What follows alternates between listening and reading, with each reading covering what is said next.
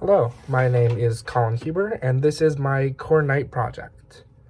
For this project, I wanted to focus on the government oppression of LGBTQ plus people through laws and policies that they enacted that caused great harm to the gay community.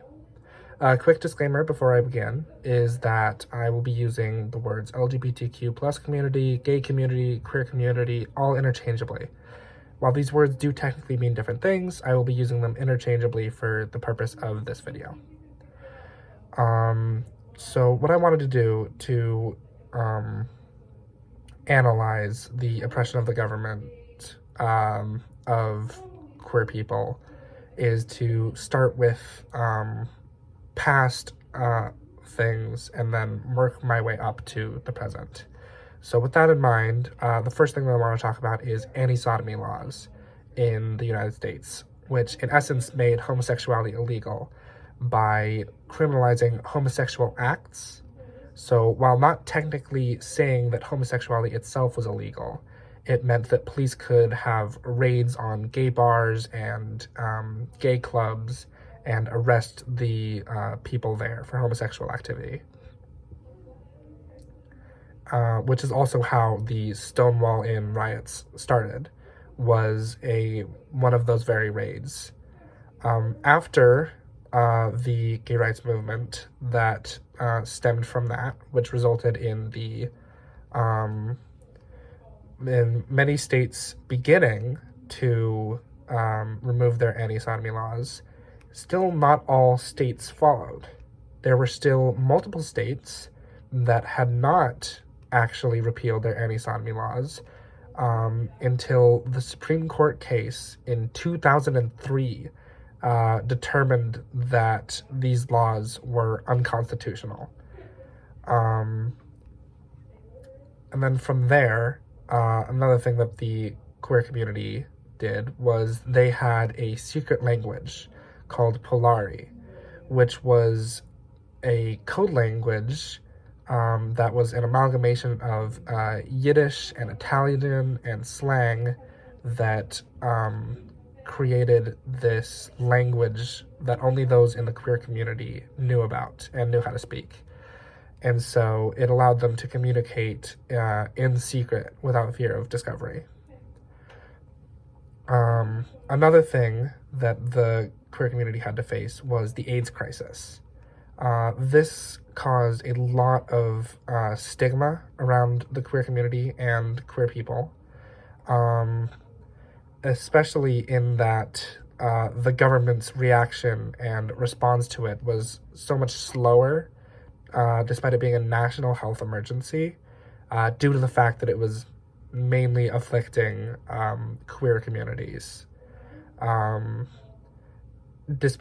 also the misinformation that had spread throughout the country at this time caused a lot of harm to queer people during the time. Another thing that the queer community had to face was the don't ask, don't tell policy within the military, which meant that while technically queer people were allowed to serve in the military, they were not allowed to say so, or rather they were not allowed to be asked. While technically it was not possible for them to be in the military and be out, they were still allowed to serve in the technical sense. Also, in the modern day, there have been many gains for the queer community, such as the legalization of gay marriage in 2015, which allowed for all states, even the ones which would have criminalized gay marriage, to be forced to recognize gay marriage certificates.